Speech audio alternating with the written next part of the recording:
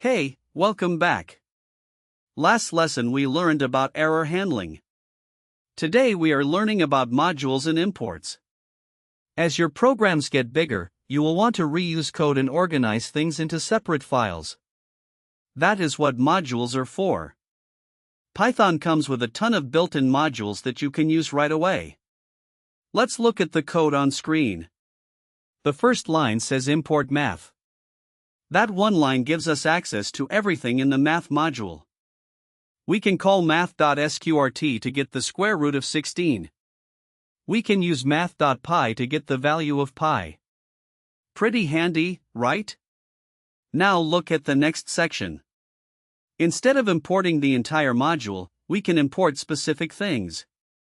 Here we say from random import randint, choice. Now we can use randint and choice directly without typing random dot in front of them.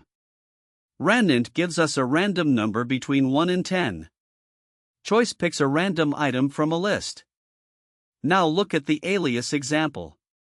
We import datetime as dt.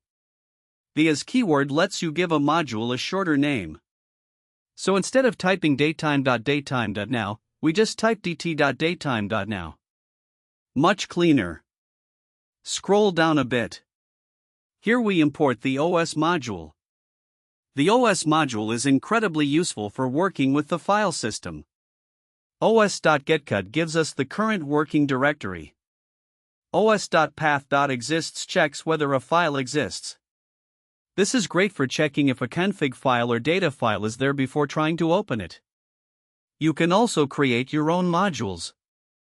Just save your functions in a .py file and import it by name from another file. Your challenge is this.